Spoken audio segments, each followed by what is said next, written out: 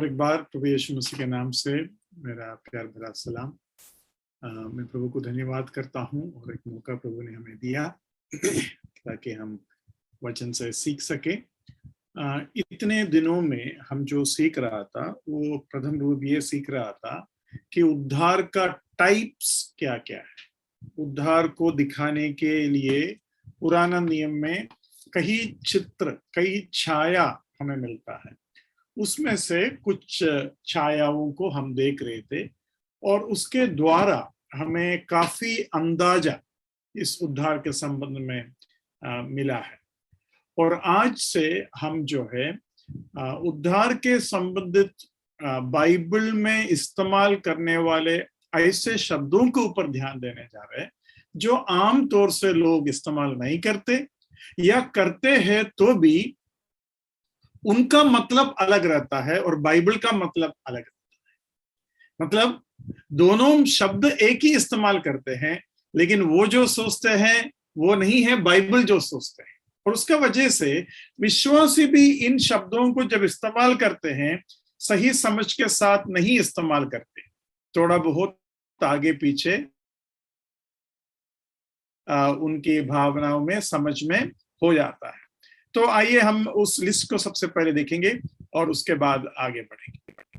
पिछली बार in list को मैंने आपका सामने रखा था और इसमें से कुछ 15 शब्द मैंने यहाँ रखा है और इन 15 शब्द का लगभग ठीक ठाक हिंदी को भी मैंने अनुवाद करके दिया है।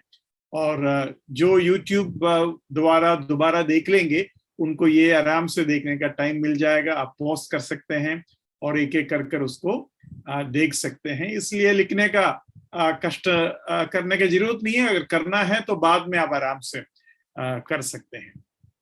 तो अभी मैं दोबारा इन सारे नामों को नहीं लेना चाहेंगे, मैं केवल पहला शब्द को ऊपर ध्यान देने के लिए चाहेंगे। पहला शब्द है कन्वर्शन या परिवर्तन है, परिवर्तन। तो उसके ऊपर हम ध्यान देने जा रहा है। आइए, कन्वर्शन डिफाइन, परिवर्तन का एक परिभाषा मैंने यहां लिखा है। इंग्लिश में एक बार पढ़ता हूं। The meaning of conversion is our conversion response to God's grace, a change of heart in us when we decide to stop being his enemy and embrace his lordship. उसको मैं हिंदी में पढ़ता हूं। परिवर्तन का अर्थ परमेश्वर की अनुग्रह के प्रति हमारी परिवर्तन प्रतिक्रिया है जब हम उसके शत्रु भावना से उसके प्रभुत्व की को गले लगाने का निर्णय लेते हैं। परिवर्तन प्रतिक्रिया है जब हम उसके शत्रु भावना से उसके प्रभुत्व को गले लगाने का निर्णय लेते हैं। इसको मैं विस्तार रूप से आगे भी सिखाऊंगा, लेकिन मैं आपको ये बताना चाहता हूं, अधिकतर लोग जब सुसमाचार सुनते हैं और कन्वर्शन शब्द सुनते हैं, कन्वर्शन बोलते ना, एंटी कन्वर्शन बिल। मैं चाहता हूं कि सारे दुनिया जो खास कर मसीही लोगों का कन्वर्शन संबंधित जो लोग गलत सोचते हैं या जो भी सोचते हैं वो इस वचन को सुने। प्रभु ऐसा करता तो अच्छा था। कन्वर्शन, कन्वर्शन का बारे में यहाँ ये लिखा है, एक व्यक्ति परमेश्वर के साथ जन्म से उसका एक दुश्मनीपन है। वो नहीं जानते हैं, वो परमेश्वर से प्रेम करता है लेकिन जन्म से एक दुश्मनीपन है। ये कैसा समझो? जब सोचो कि चलो मैं हिंदू नहीं है, मुसलमान नहीं है, सिख नहीं है, मैं मसीही हूं, लेकिन मेरा जन्म से मेरा और परमेश्वर का बीच में शत्रुता है। ये बात दुनिया अगर समझता तो कितना अच्छा होता। और ये कैसा मैं समझाऊं, बताता हूं। पॉल ब्रदर मेरे सामने है अभी, जिसका चेहरा मुझे मिलेगा उसी को पकड़ना पड़ेगा। सोचो कि मैं उनके घर में गया। नॉर्मली मैं घर में जाता हूं तो ब्रदर तो बहुत ही एक्साइटेड हो जाते हैं और काफी इज्जत और क्या बोलते हैं, पहनोई करने में ब्रदर बड़ा स्मार्ट है, लेकिन मुझे कोविड हो गया। ठीक है, मैं घर में आया, घर में आते ही मुझे मोबाइल में एक एसएमएस आया, आरटीपीसीआर का रिजल्ट है। ठीक है, तो मैं जो है शायद खाना खा रहा था या मुंह धो रहे थे, तब मैंने बोला ब्रदर कुछ एसएमएस आया है, थोड़ा एक बार मेरा फोन देख लेना। तब तक ब्रदर ने बोला मैं ठीक है ब्रदर, मैं आपका फोन देखता हूँ। फोन देखा तो आरटीपीसीआर का रिजल्ट है, और रिजल्ट है कि मेरा पॉजिटिव निकला। अब क्या होगा? मेरे ख्याल से हम में से कोई भी वर्णन नहीं कर सकते क्या होगा। है ना? मुझे घर पहुंचाना है, कैसा पहुंचाएंगे? कौन गाड़ी में बैठेगा? कैसा लेके जाएंगे? अब ब्रदर को खाना खिलाऊं या ना खिलाऊं? ब्रदर बाथरूम इस्तेमाल किया है तो उधर क्या करें? ब्रदर जहां बैठा है उधर क्या करें? ब्रदर ने घर का टॉवल यूज किया है तो उसका क्या करें? अचानक में एक बहुत बड़ा खतरा स्थापित हो गया, जबकि मैंने कुछ नहीं की, ना पॉल ब्रदर ने कुछ की।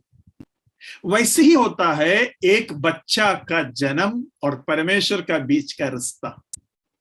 बच्चे के बारे में प्रभु जानता है, परमेश्वर जानता है, परमेश्वर को मालूम है ये मासूम है और इसे कुछ नहीं किया, लेकिन इसके अंदर जगत के सारे पाप करने का क्षमता के साथ ये जन्म लिया है। और परमेश्वर पाप से बिल्कुल कोई भी तरीके से एडजस्ट नहीं कर सकते, क्योंकि अगर कर दिया तो परमेश्वर नहीं है। मतलब परमेश्वर के लिए यह नामुमकिन बात। मतलब हम तो एडजस्ट कर सकते हैं ना, परमेश्वर एडजस्ट नहीं कर सकते, ये उसके जिद की बात नहीं है। आप लोग में से कुछ लोग सोचेंगे अरे परमेश्वर बड़ा जिद्दी है, नहीं है, वो बात नहीं है। परमेश्वर के लिए वो नामुमकिन है। बाइबल में लिखा है वो पाप को देख नहीं सकता। उल्टा यशायाह जब परमेश्वर को देखकर रोता है ना, उधर कैसा रोता है पता है? बोलते मैंने परमेश्वर को देख लिया। मतलब पापी आंख पवित्र परमेश्वर को देखना भी परमेश्वर को ठेस पहुंचाने वाली बात है। यह बात भी हमें समझने के लिए बड़ा मुश्किल होगा। अरे सर्वशक्तिमान परमेश्वर है, हमने एक बार देख लिया तो क्या हो गया? अभी इसको कैसे समझाऊं? हाँ, बताता हूं। जूम मीटिंग चल रहा है, वीडियो ऑन है,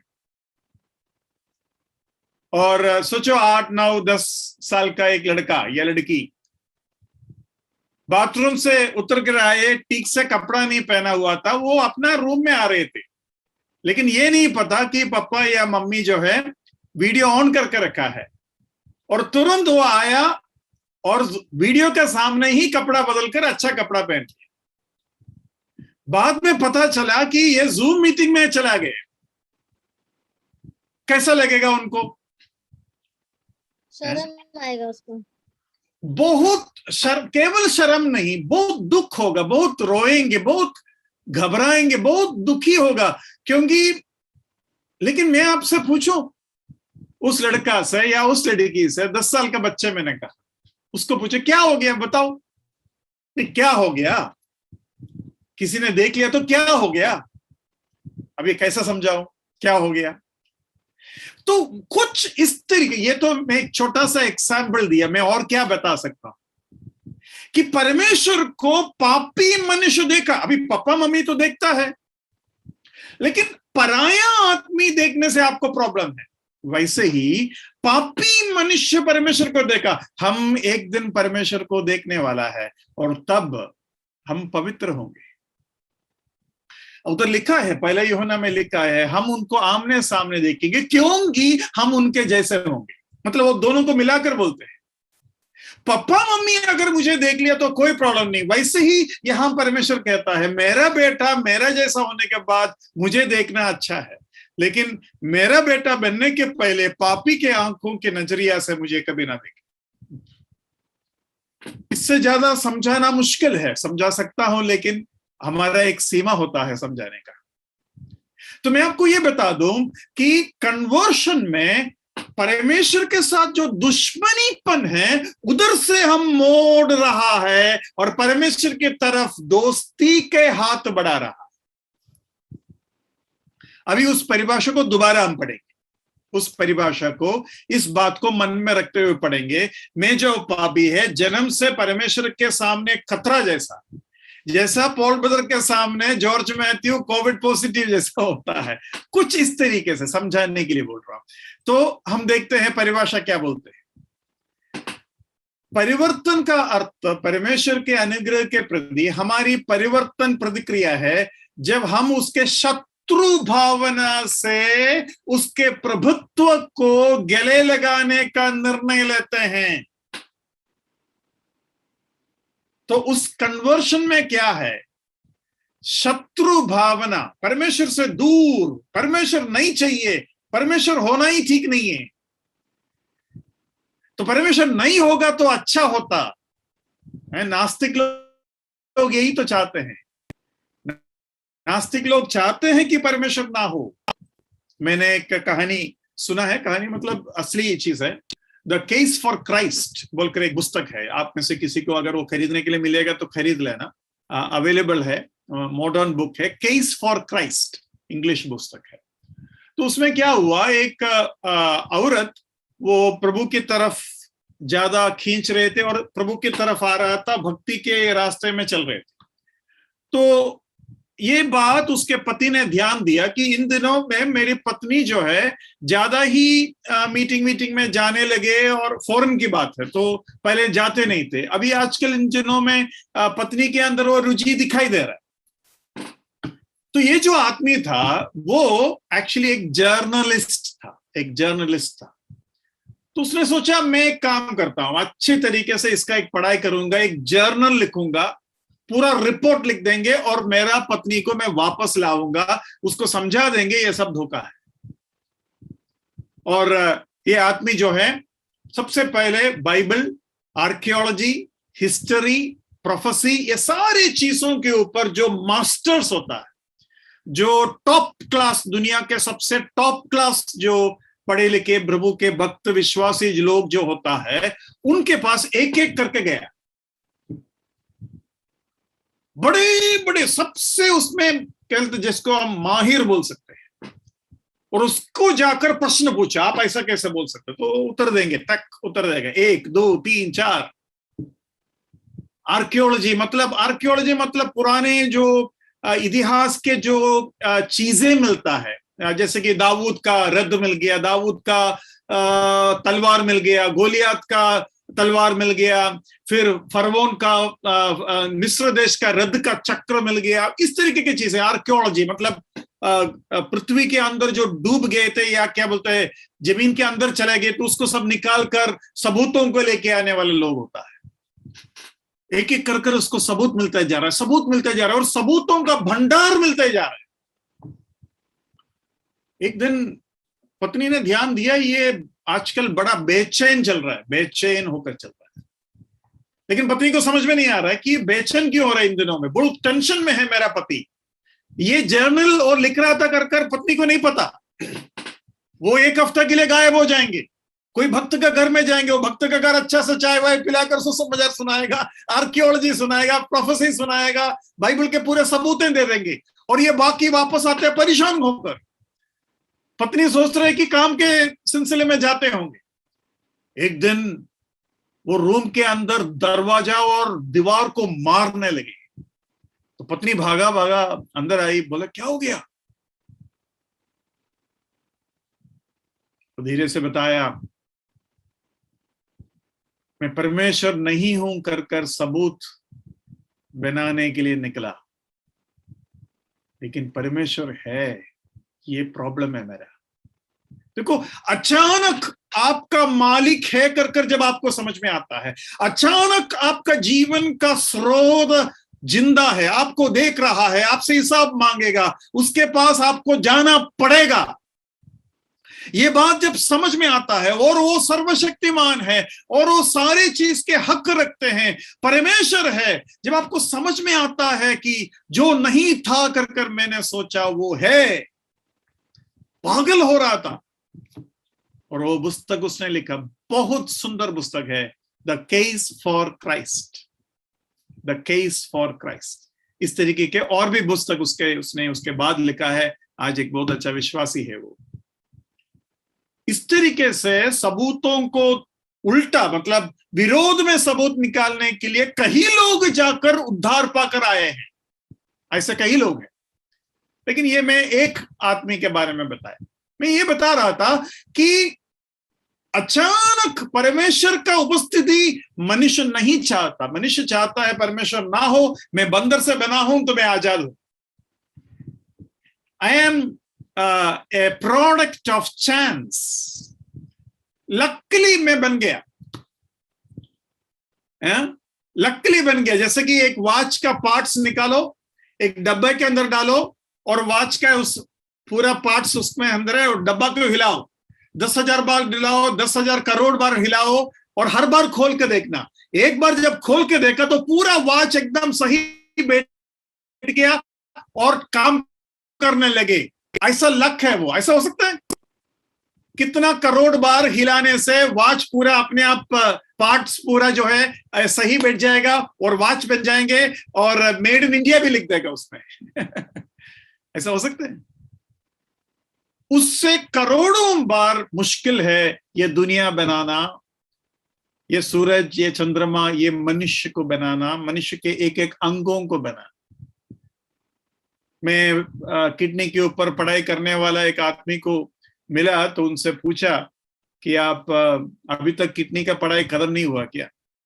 तो उन्होंने बोला, सर किडनी का 400 से ऊपर फंक्शंस है, हमने मनुष्य जो है अभी तक 35 के आसपास ही सीखा है, बाकी पूरा हमको मालूम ही नहीं किडनी क्या क्या कर रहा। तो इस तरीके से एक एक अंग है। तो मैं आपको यह बताना चाहता हूं, conversion is turning towards God, taking away the enmity and accepting his lordship. आप जरा सोचिए, अचानक आपके घर में एक दूसरा मालिक आकर खड़ा हो गया, है ना? जैसे कि मेरा घर में मैं हूं, मेरा बीबी है और बच्चे हैं, यहां हमारा चलता है। लेकिन अचानक और एक व्यक्ति आकर खड़ा हो गया, बोलता है आज से मैं जैसा बोलूंगा वैसे चलना चाहिए। मुझे खाने में क्या बोलते हैं सांप चाहिए, मुझे क्या बोलते हैं पीने के लिए दारू चाहिए, और मुझे लेटने के लिए क्या बोलते हैं कुछ इस तरीके का डिमांड करने वाला एक आदमी आकर बैठ गया। भाई बहनों, नास्तिक लोगों के लिए ये बहुत ही डरावनी बात है, हर पापी के लिए यह बात है। इसलिए परमेश्वर के वचन में लिखा है, कोई नहीं परमेश्वर को ढूंढता और सब अपने रास्ते में भटक गए हैं। आइए हम वापस उस कन्वर्शन की तरफ जाएंगे, उसका नेक्स्ट पोर्शन देखते हैं। यहां क्या लिखा है कन्वर्शन के संबंध में? कुछ वचन मैं आपका सामने रखा हूं, हम उसको एक एक करके पढ़ेंगे। वचन संहिता 19:7 में क्या लिखा है? वचन संहिता 19:7 हिंदी में कोई पढ़ सकते हैं, इंग्लिश में मैं पढ़ता हूं। The law of the law is perfect, converting the soul. पढ़िए ब्रदर। यहोवा की व्यवस्था खरी है, वो प्राण को बहाल कर देती है। देखो, प्राण को कन्वर्ट करते हैं, प्राण को, धर्म को नहीं। मैंने यहां साइड में इंग्लिश में लिखा है, not from one religion to another. Conversion के मतलब एक धर्म से दूसरा धर्म की तरफ जाना, वो नहीं है कन्वर्शन। कन्वर्शन मतलब एक आदमी के प्राण में बदलावट आना, प्राण के अंदर बदलावट आना। 51:3 जरा पढ़िए, वचन संहिता 51:3।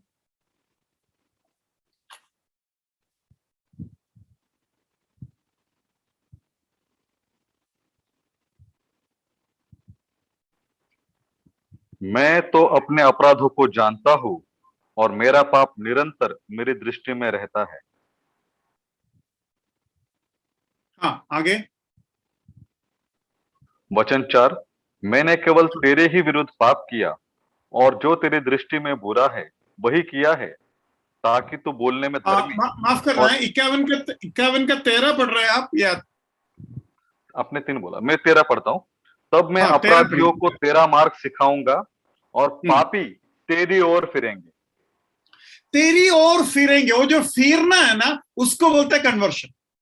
मैं उसका हिंदी सॉरी क्या बोलते हैं, इंग्लिश पढ़ने का कोशिश करूंगा, उधर वो कन्वर्शन शब्द आपको सुनने को मिलेगा। Then I will teach transgressors your ways and sinners shall be converted to you. Converted to you. वो मसीही बन जाएंगे, ऐसा नहीं लिखा है। Converted to you. Sinners will be converted to you. पापी आपके तरफ फेरेंगे, आपकी तरफ फेरेंगे। और मैं I will teach transgressors your ways. भाई बहनों, आपको समझ में आ रहा है? जब हम सुसमाचार सुनाता है, एक हिंदू क्रिश्चियन नहीं बनते, एक मुस्लिम क्रिश्चियन नहीं बनते। अगर ऐसी होता तो हम क्रिश्चियन को सुसमाचार कैसा सुनाएगा, ये भी दुनिया वालों को नहीं पता। ये भी दुनिया वालों को नहीं पता कि हम अपने ही बच्चों को सुसमाचार सुनाते हैं और उनका कन्वर्शन करते हैं। अपनी बच्चों को बोलता है तुम क्रिश्चियन नहीं है, तुम पापी बाप का पापी बेटा है। ये बात ये दुनिया को नहीं पता कि पापी बाप का पापी बेटा है और वो परमेश्वर के दुश्मन पैदा हुआ, लेकिन वो परमेश्वर की तरफ मोड़ रहा है। Sinners will be converted to you. पापी आपकी तरफ फेरेंगे, फेरेंगे, उसको बोलते हैं कन्वर्शन। और उस संबंध में उस तरीके से आगे हम देखेंगे और क्या हमें समझ में आएगा। प्रेरितों का काम 3:19 पढ़िए। इसलिए मन फिराओ और लौट आओ कि तुम्हारे पाप मिट जाए, जिससे प्रभु के सम्मुख से विश्रांति के दिन आए। तो यहां लिखा है repent therefore and be converted that your sins may be blotted out। अभी यहां का कन्वर्शन के लिए हिंदी में क्या लिखा है? वापस आओ, लौट आओ। हाँ भाइयों बहनों, फेरना, लौटना, मोड़ना, किसकी तरफ? परमेश्वर की तरफ। इसको बोलते हैं कन्वर्शन। एक आदमी परमेश्वर की तरफ मोड़ना, जिंदा परमेश्वर की तरफ मोड़ना, इसको बोलते हैं कन्वर्शन। 5:20 भी पढ़ेंगे। याकूब 5:20। तो वह यह जान ले कि जो कोई किसी भटके हुए पापी को फेर लाएगा, वो एक प्राण को मृत्यु से बचाएगा और अनेक पापों पर पर्दा डालेगा। हाँ देखो, फेर लाएगा, एक पापी को जो फेर लाएगा। Let him know that he who turns a sinner, एक सिनर को टर्न करेंगे, है ना? एक सिनर को टर्न करेंगे from the error of his way, will save a soul from death and cover a multitude of sins। मृत्यु से उसको बचाएंगे, इसको बोलते हैं कन्वर्शन। तो सबसे पहले आपको क्या समझना है? सबसे पहले आपको यह समझना है कि परमेश्वर की तरफ मोड़ना। अभी यहां एक और प्रॉब्लम है। अधिकतर लोग नरक से स्वर्ग की तरफ जाना को कन्वर्शन बोलते हैं, या नरक से बचकर स्वर्ग की तरफ जाने का जो मनसा है उसको कन्वर्शन बोलते हैं। वो भी गलत है। परमेश्वर की तरफ मोड़ना, और परमेश्वर एक व्यक्ति है, परमेश्वर की तरफ मोड़ना, आपका बनाने वाले की तरफ मोड़ना, आपके बनाने वाले के साथ एक संबंध बनाना जो आपको इसका पहले नहीं था।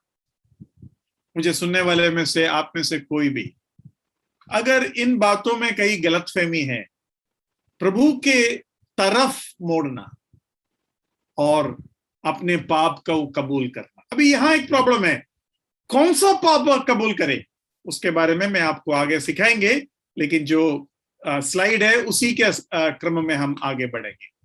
यहां कन्वर्शन का 2 मीनिंग है करके लिखा है। क्या लिखा है देखो, 1 इज रिपेंटेंस, पहला है मन फिराओ या दूर मोड़ना। Second is faith, a turning to, दूसरा है विश्वास और किसी के तरफ मोड़ना। तो दूर मोड़ना भी है और तरफ मोड़ना भी है। मतलब कन्वर्शन में क्या क्या है? कन्वर्शन में हम पाप से दूर, हम उल्टा था, हम अबाउट टर्न मार दिया, हमने क्या बोलते हैं, पलटा, पलटकर परमेश्वर की तरफ जब आया, हमने कुछ छोड़ दिया, तो कुछ चीज से दूर हो गया, कुछ चीज को छोड़ा और कुछ चीज को पकड़ा या एक व्यक्ति को पकड़ा। तो कन्वर्शन के अंदर दो चीज है, फेरना, मोड़ना, लौटना। कहां से लौटा, कहां से फेरा, कहां से मोड़ा? पाप से। अभी वो जो पाप है, उस पाप के बारे में मैं आपको आगे बताएंगे, वो बहुत ही महत्वपूर्ण एक पॉइंट है। अब ये देखो, एलिमेंट्स ऑफ कन्वर्शन, मतलब परिवर्तन का तत्व या क्या क्या उसमें है। उसके अंदर एक सकारात्मक बात भी है, एक नकारात्मक बात भी है। देखो हिंदी में कैसे लिखा है, नकारात्मक बात क्या है? पाप का पश्चाताप या पाप से पश्चाताप, पाप से दूर जाना। और सकारात्मक क्या है? यीशु में विश्वास करते हैं या यीशु की तरफ, यीशु मसीह की तरफ मोड़ना। अभी फिर वो विषय आता है पाप। यहां मैंने पापों लिखा है या पाप लिखा है? यहां मैंने पाप लिखा है और उस बात को हमें समझना है। अभी यहां मैंने लिखा है पश्चाताप क्या है। तो अभी हम क्या सीखने जा रहे हैं? इसका पहले हम क्या सीखा था? कन्वर्शन सीखा। कन्वर्शन के अंदर क्या क्या है? रिपेंडेंस और फेथ है। और अभी हम क्या सीखने जा रहे हैं? रिपेंडेंस सीखने जा रहे हैं। What is repentance? मेरी बात समझ में आया? कन्वर्शन सीख रहा था हम। कन्वर्शन के अंदर दो एलिमेंट्स है कर बोला, एक नकारात्मक है, एक सकारात्मक है। और उस नकारात्मक और सकारात्मक में उसको बोलते हैं रिपेंडेंस। रिपेंडेंस को समझने का कोशिश अभी हम कर रहा है। रिपेंडेंस मतलब मोड़ना, पलटना, और फेथ विश्वास मतलब एक व्यक्ति के तरफ विश्वास करना। दो चीज कन्वर्शन के अंदर है कर अभी हमने देखा। अभी हम रिपेंडेंस क्या है देखेंगे, उसके बाद विश्वास क्या है देखेंगे। Repentance या पश्चाताप, it's the sincere change towards the Savior from his sin of rejecting or not turning to Christ. इसको अच्छा से सुनना।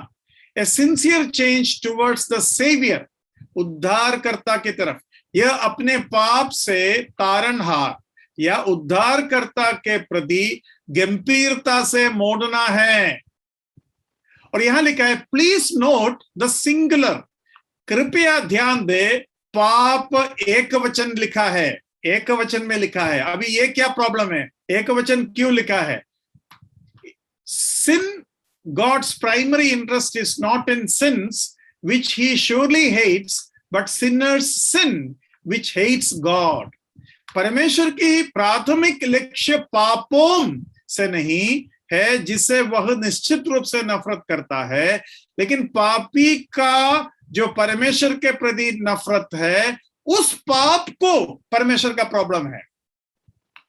अभी कितने लोगों को समझ में आया नहीं पता, मुझे अच्छे तरीके से देखना, मैं कुछ बता रहा हूं। परमेश्वर पापों को नफरत करता है, लेकिन परमेश्वर का असली प्रॉब्लम वो नहीं है। परमेश्वर का असली प्रॉब्लम पापी का परमेश्वर के ऊपर जो नफरत है, वो है परमेश्वर का असली प्रॉब्लम। मतलब दुश्मन होने का वजह से आप बहुत कुछ गलत काम कर रहा है, उन सारे गलत काम को परमेश्वर घृणा करता है। लेकिन परमेश्वर का एक समस्या परमेश्वर सबसे पहला हल निकालना चाहेंगे, वो है दुश्मनीपन को निकालना। एक बार दोस्त बन जाएगा तो दोस्त या दुश्मन जो कुछ करते हैं वो सब निकल जाएंगे। इसलिए परमेश्वर का ध्यान पापों के ऊपर नहीं है, पाप के ऊपर है। और वो पाप क्या है? परमेश्वर को इनकार करना, या परमेश्वर के तरफ नहीं मोड़ना, या परमेश्वर के विरोध में मोड़ना, या परमेश्वर के साथ दुश्मनीपन। ये सब एक ही बात। हम जन्म से परमेश्वर का दुश्मन है और हम परमेश्वर की तरफ जब मोड़ेंगे, हमारा सबसे पहला और सबसे बड़ा प्रश्न निकल जाएगा। जैसे ही वो प्रश्न निकल जाएंगे, बाकी सब ठिकाने में आ जाएगा। आपको मालूम है, जब इंदिरा गांधी को ऊपर बुलेट गिरा, पता नहीं कितना बुलेट, मुझे अभी याद नहीं है, बहुत दिन पहले का मतलब मैंने सुना था, बहुत बुलेट उनके शरीर के अंदर घुसा। इंदिरा गांधी को जब आतंकवादी लोग हमला किया था तब की बात, और तुरंत उनको एम्बुलेंस में घुसाया। और उनका जो ब्लड ग्रुप था, एक रेयर ब्लड ग्रुप था, AB नेगेटिव, ऐसा कॉम्प्लिकेटेड कुछ ब्लड ग्रुप था। और डॉक्टर एक भी बुलेट निकालने के लिए टाइम वेस्ट नहीं किया, बुलेट को रहने दो बोलता है, लेकिन हम ध्यान देंगे कि उनको लहू दिला दे, ताकि वो लहू कम होने का वजह से मर ना जाए। देखा आपने, मतलब वो उधर के बाद देखा आपने, जान बचाने के लिए लहू चाहिए और उसके ऊपर ध्यान दिया गया। वैसे ही यीशु मसीह ने किया। यीशु मसीह हजारों करोड़ों पाप जो आप करते हैं उसके ऊपर ध्यान नहीं दिया, जबकि वो नफरत करता है। लेकिन मेन उनका मुद्दा यह था, मैं आपके बीच का रिश्ता ठीक हो जाए। तो वो बात उम्मीद है कि आपको समझ में आए। तो यह है यहां की बात। दोबारा मैं पढ़ता हूं, परमेश्वर की प्राथमिक लक्ष्य पापों से नहीं, जिससे वह निश्चित रूप से नफरत करता, लेकिन पापी का जो परमेश्वर के प्रति नफरत है, पापी का परमेश्वर के प्रति नफरत का पाप जो है, उसके ऊपर परमेश्वर का प्रॉब्लम है। तीसरा चौथा point, his sin which will condemn him is a rejection of Jesus Christ. पापी को दंड लाने वाला पाप यीशु मसीह की अस्वीकृति है। पापी को दंड लाने वाला पाप क्या है? वो यीशु मसीह को अगर स्वीकार नहीं करेंगे, वो है।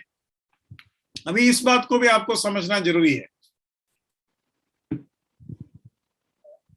ध्यान से सुनना, मैं कुछ बोलने जा रहा हूं। हम में से कोई अगर नरक में जाएंगे, वो हमारे पापों की वजह से नहीं जाएंगे। मैंने करोड़ों पाप किया है, उसके वजह से नहीं जाएंगे। मैं इसके वजह से जाएंगे अगर मैंने यीशु मसीह को स्वीकार नहीं किया तो। मतलब यीशु मसीह को स्वीकार नहीं करना, उस पाप के लिए मैं नरक में जाएंगे।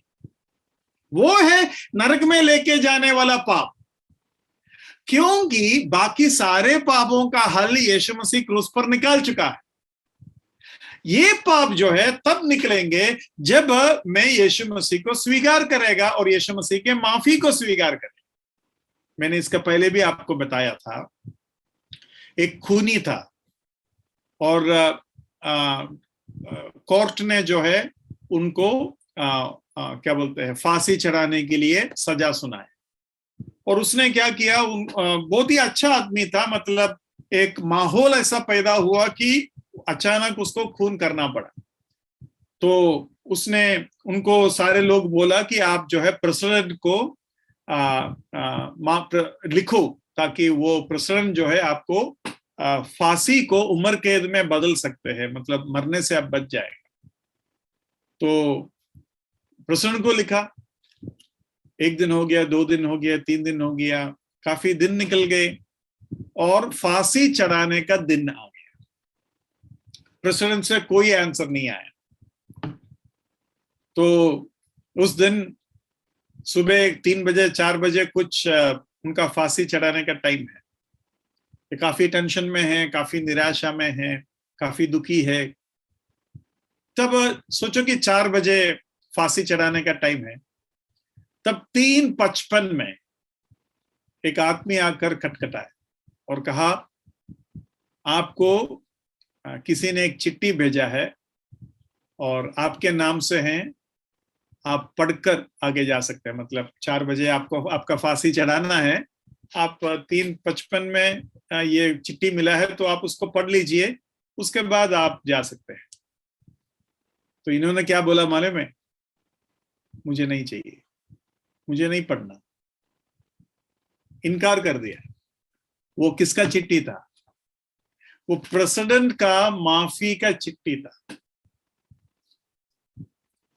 उसने उस बात को इनकार कर दी। अभी प्रेसिडेंट के ये चिट्ठी, मेरा समझ के अनुसार, ये व्यक्ति अगर स्वीकार नहीं करेंगे तो इसको कोई नहीं बचा सकता, प्रेसिडेंट भी नहीं बचा सकते। यीशु मसीह आपके लिए क्रूस पर चढ़ा है और आपको अभी नरक में जाने की जरूरत नहीं है, लेकिन आप अगर उस माफी को ही इनकार कर दी तो कैसा माफ करे आपको? माफी को इनकार करने वाले को माफ कर सकता है क्या? ये तो नामुमकिन बात है, और ये जबरदस्ती वाली बात हो जाएगा। आप माफी को इनकार कर रहे हैं और आपको मैं जबरदस्ती माफी दे रहा है, और उसी माफी को आप वापस दे रहे, मुझे नहीं चाहिए माफी, फिर मैंने माफी आपको दे दिया, फिर आप माफी वापस दे दिया, मुझे नहीं चाहिए माफी, तो उसको कैसा माफ करे? वो तो नामुमकिन बात। तो ये बात आपको उधर समझना है। इसलिए मैंने कहा वो एक पाप है जिसका वजह से हम नरक में जाते हैं। उसके मतलब ये हुआ नरक में जाने वाले लोग और स्वर्ग में जाने वाले लोग एक जैसा पापी है, बस इतना फर्क है, एक ने यीशु मसीह का माफी को पाया, स्वीकार किया, और दूसरे ने यीशु मसीह के माफी को स्वीकार नहीं किया। मतलब मैं और एक पापी के बीच में केवल इतना फर्क है, हम दोनों यीशु मसीह के साथ साथ क्रूस पर लेटे हुए थे। एक यीशु मसीह को इनकार कर दी, दूसरे ने यीशु मसीह को स्वीकार कर दी। वो अपने पापों के बारे में कुछ बोला क्या? वो यीशु मसीह के साथ जो चोर मरा था, वो अपने पापों का गिनती कुछ बताया कि पापों के बारे में कुछ नहीं कहा। उसने बस इतना कहा, मैं आपको स्वीकार करता हूं क्योंकि आप दोबारा आने वाला राजा है, और जब राजा बनकर आओगे मुझे याद करना। दूसरा ने यीशु मसीह को इनकार कर दी। भाई बहनों, ये कितना उत्तम है और कितना खतरनाक भी है। मुझे सुनने वाले में से कोई भी अगर ऐसा है, मैं बहुत ही नम्रता पूर्वक आपसे विनती करता हूं, पक्का करना इस बात को कि यीशु मसीह को आपने अपने हृदय में स्वीकार किया, प्रभु के रूप में, उद्धारकर्ता के रूप में, और अपने पाप के माफी जो उसने क्रूस पर तैयार की, उसका पूरा लाभ उठाते हुए आप यीशु मसीह के हाथों में अपने जीवन को सौंप ले, उसके ऊपर विश्वास कर ले कि वो आपके लिए मरा, गाड़ा गया और तीसरा दिन जी उठा। अब इसी कन्वर्शन के संबंध में आपको और कुछ बातों को देखना है। वो ये है, यूहन्ना बपतिस्मा देने वाला रिपेंट को और रिपेंट के या पश्चाताप के पश्चात क्या करना चाहिए करके लिखा है। देखो कैसे लिखा है। यूहन्ना बैप्टिस्ट कहते हैं पश्चाताप करो, फिर कहते हैं पश्चाताप का फल लाओ। मैंने ये बात इसका पहले भी आप लोगों को सिखाया है, पश्चाताप करो और पश्चाताप का फल लाओ। पश्चाताप करो मतलब अपना पापों से, वो पापों है, लेकिन फल लाओ मतलब वो क्या है? यीशु मसीह को स्वीकार करो। यीशु मसीह को जब यूहन्ना बपतिस्मा देने वाला पेश करेंगे, उनको स्वीकार करो। ये बात यूहन्ना बपतिस्मा देने वाला ने सिखाया। तो पश्चाताप केवल किसी चीज से दूर हटना है, लेकिन विश्वास वो एक अलग चीज है, उसके ऊपर अभी हम ध्यान देंगे। यहां कुछ रेफरेंस को मैंने लिखा है। एक रेफरेंस चाहे तो हम पढ़ सकते हैं। प्रेरितों का काम 2 का 38 पढ़ेंगे, 38।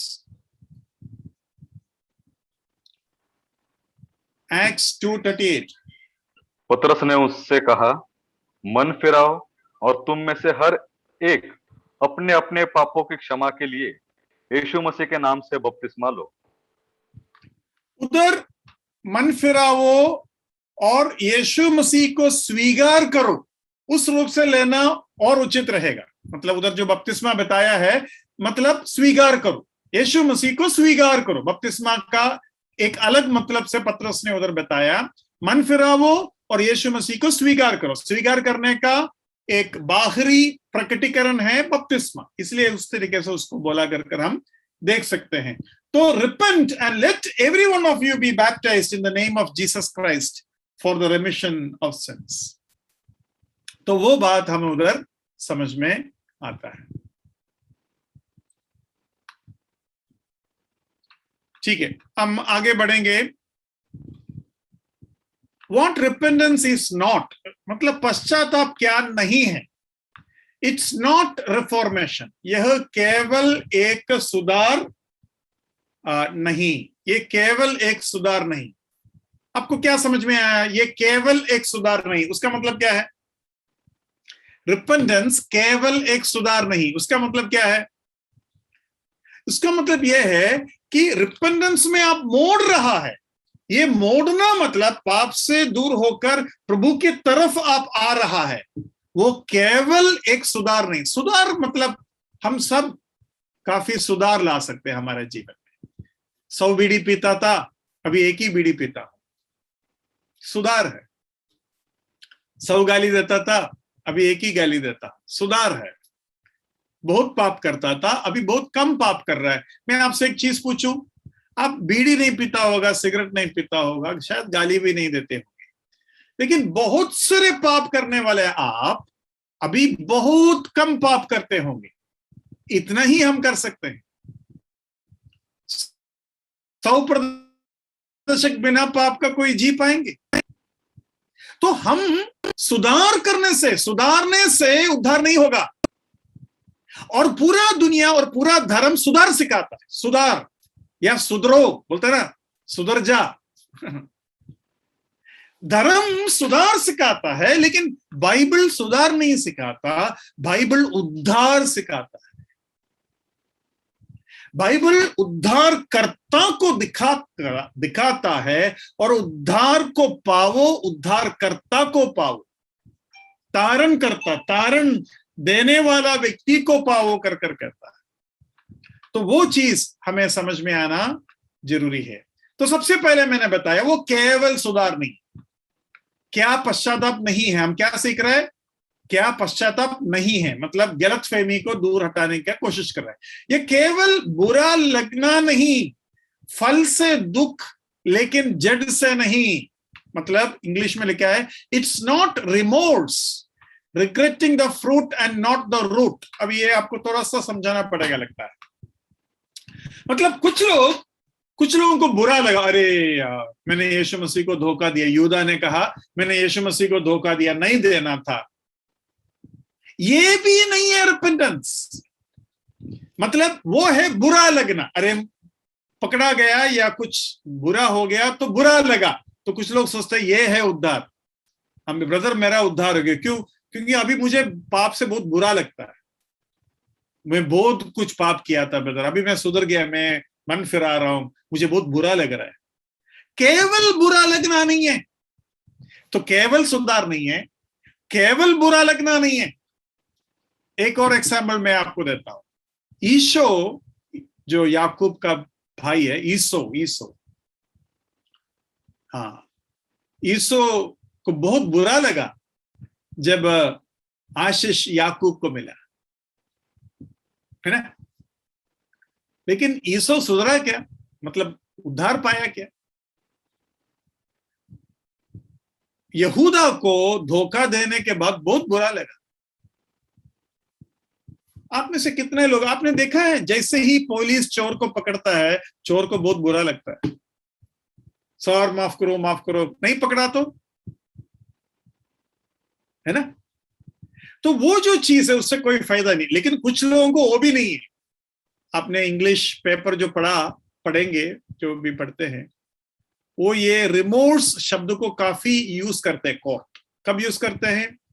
जैसा कि चोर को पकड़ा या खूनी को पकड़ा, तो पेपर में आएंगे, there was no remorse on his face. उसके चेहरा देखने से उसको बुरा ही नहीं लगा, ऐसा लगता है। मतलब उसने एक दो को मार दिया, लेकिन उसको कोई फीलिंग नहीं है। He had no remorse, एकदम हंस रहा है, फोटो लेते वक्त पोस्ट कर रहा है जर्नलिस्ट को, पेपर वालों के सामने। मतलब नो रिमोर्स।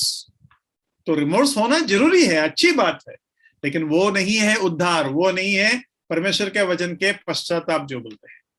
यहाँ मैंने ईशा और यहूदा के बारे में भी लिखा है, तो हम कह चुका है लास्ट में, यह पुण्य कर्म नहीं जो बुरे के बदले अच्छी कर दिया। It's not penitence to compensate bad deeds by good deeds. ये क्या है? ये अधिकतर धर्म के लोग करते हैं। करोड़ों का रुपया गवर्नमेंट से चोरी करेंगे, उसके बाद मंदिर बना के दे देंगे, है ना? 1000 करोड़ का चोरी और 10 लाख का मंदिर, लो, है ना? आपने देखा होगा उसका वजह से क्या होता है, वो मंदिर के चारों तरफ गरीब रहते हैं, वो गरीब के गरीब ही रहेंगे, मंदिर 10 लाख का उधर आ गया। कुछ लोगों का पुण्य काम यह है, गांव का सामने एक बहुत बड़ा गेट बना देगा और गेट के ऊपर अपना नाम भी लिख देंगे। गांव वाला जो अंदर है वो बुखार है, बीमार है, भूखा है, लेकिन गांव का सामने द्वार, एक बड़ा द्वार, रोड के ऊपर एक गेट बना कर रख देंगे। क्या आपने देखा होगा ना भाई बहनों? पुण्य काम करना ये भी रिपेंडेंस नहीं। रिपेंडेंस मतलब प्रभु की तरफ मोड़ना, पाप से दूर होकर, दुश्मनीपन को छोड़कर प्रभु की तरफ मोड़ना, प्रभु से पकड़ना। ये जरूरी है कि आप मन फिराए, ये जरूरी है आपको बुरा लगे, ये जरूरी है पुण्य काम करे, लेकिन इसी में अगर सीमित है तो यूहन्ना बपतिस्मा देने वाला जैसा कहा, मुझे कहना पड़ेगा मन फिराव का फल लाओ, मन फिराव का फल लाओ, और वो है उद्धार। यहां मैं बंद करना चाहूंगा, हमारा समय आगे जा गया है। विश्वास के ऊपर भी थोड़ा सा बताना था, हम फिर उसको आगे मनन करेंगे। आपको कुछ पूछना है तो पूछने के लिए, ये जो 8 कितना टाइम है अपना पास? हाँ, 10 मिनट है। आपको कुछ पूछना है तो आप पूछ सकते हैं। ये कन्वर्शन में वो जो लास्ट में हमने देखा कि परमेश्वर की ओर मोड़ना, मतलब शत्रु की भावना से परमेश्वर की ओर मुड़ना, तो उसमें थोड़ा मुझे मतलब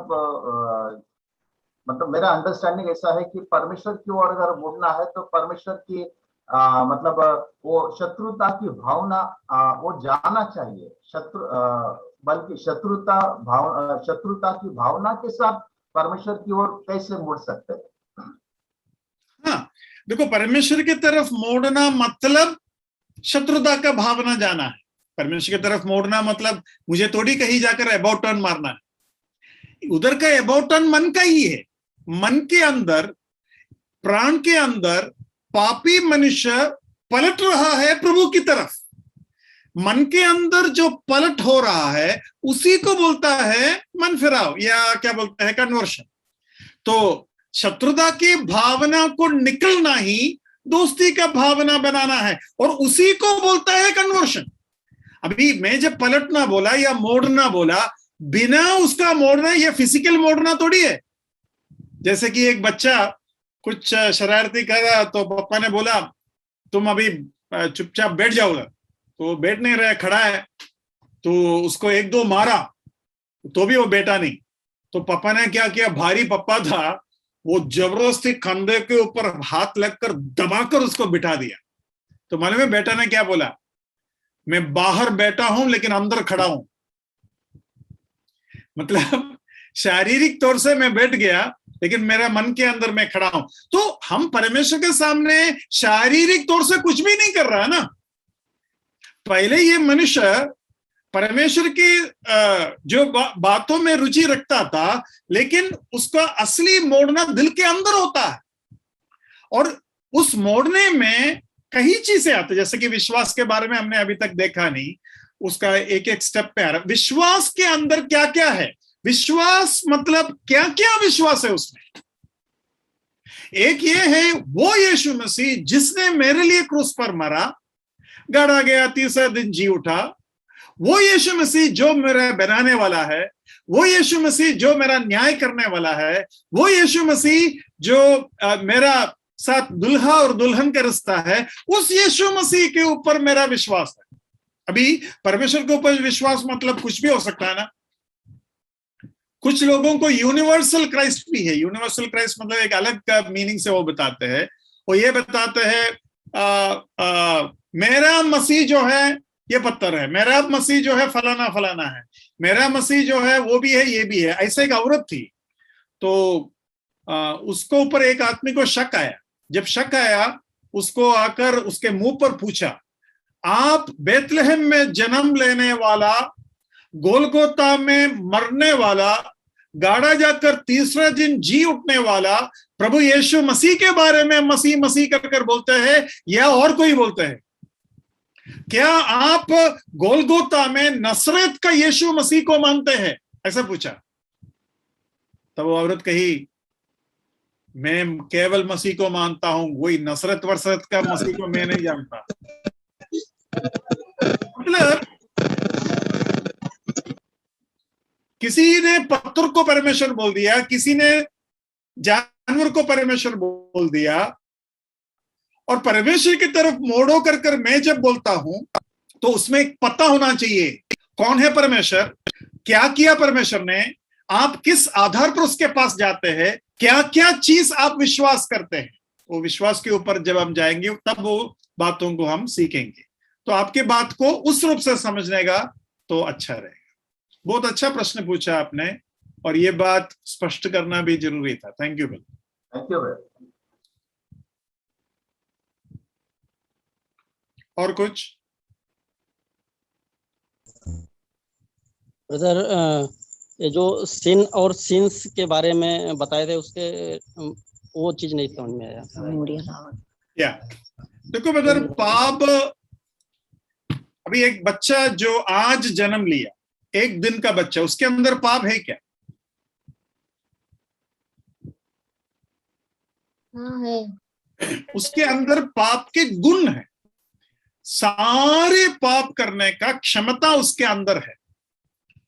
जैसे ही वो बढ़ेगा और जैसे ही माहौल आएंगे, उसके अंदर के वो गुण बाहर दिखाई देगा। वो जो गुण बाहर दिखाई देता है उसको बोलते हैं पापों। वो कभी गाली के रूप में, झूठ के रूप में, झगड़ा के रूप में, व्यभिचार के रूप में आएगा, कोई भी रूप में आएगा, कम आएगा ज्यादा आएगा, कोई बात नहीं, लेकिन कहां से आ रहा है? अंदर से आ रहा है। और वो अंदर का वो चीज उसको कब मिला? वो एक पाप है। वो कौन सा पाप है? आदम के द्वारा आपके अंदर प्रवेश किया हुआ एक गुण है। और आदम परमेश्वर के साथ दुश्मनी बनाया। कैसे बनाया? परमेश्वर को विश्वास नहीं की, शैतान को विश्वास किया। परमेश्वर ने बोला जिस दिन तुम खाओगे उस दिन तुम मरोगे, शैतान ने बोला तुम नहीं मरोगे, परमेश्वर जैसा बन जाएगा। किसका विश्वास किया? आदम ने। शैतान को विश्वास किया। तो आदम ने परमेश्वर को क्या समझा और शैतान को क्या समझा? परमेश्वर को दुश्मन समझा और शैतान को दोस्त समझा। तो उधर से शुरू है। तो वो है पाप, और बाकी उसके परिणाम है पापों। तो ये पाप जब निकल जाएगा तो पापों भी निकल जाएंगे। आप मुझे बताइए, परमेश्वर ने आदम को ये नहीं कहा कि पाप मत करो। परमेश्वर ने क्या बोलते हैं, क्या बताया? परमेश्वर ने ये बताया कि तुम इससे मत खाओ, जिस दिन खाओगे उस दिन तुम मरोगे। तो मैं आपको एक चीज पूछूं, सोचो कि आदम ने कुछ गलती, मैं पाप नहीं बोल रहा हूं, कुछ गलती किया, ये फल नहीं खाया लेकिन और कुछ गलती किया, तो क्या वो पाप हो जाएगा? पाप का मजदूरी मृत्यु है। तो उसने फल नहीं खाया, हव्वा और आदम फल नहीं खाया, लेकिन और कुछ गलती कर दी, क्या वो पाप माना जाएगा? नहीं माना जाएगा। नहीं माना जाएगा, या ऐसा पाप नहीं है वो जो आपको मृत्यु में लेके जाएगा। क्योंकि रिश्ता कड़क है, रिश्ता बनाए रखा हुआ है। मतलब एक नौकर गलती करेगा, उसको नौकरी से निकाल देंगे, लेकिन एक बेटा गलती करेगा, उसको केवल में मारेंगे, नौकरी से तो मैं बाहर नहीं निकाल सकता। बेटा का नौकरी खत्म आज से, ठीक है, आज से मैं तेरा पप्पा नहीं, तू मेरा बेटा नहीं, बेटा का नौकरी खत्म। ऐसा नहीं हो सकते। तो मैं आपको ये बताना चाहता हूं, हम परमेश्वर के तरफ मोड़ना, परमेश्वर को अपना प्रभु मानना, परमेश्वर को अपना सब कुछ मानकर स्वीकार करना और उसके ऊपर विश्वास करना। और जो विश्वास क्या क्या है वो हम आगे जाकर देखेंगे। लेकिन पाप और पापों के ऊपर जो फर्क है वो थोड़ा बहुत आपको समझ में आया कर मैं उम्मीद करता हूं। और वचन भी है काफी जहां हम पाप के बारे में बताते हैं और पापों के बारे में बताते हैं, वो दोनों का फर्क लाने वाला वचन भी है, जो मैं चाहे तो अगले बार आपको दिखा सकता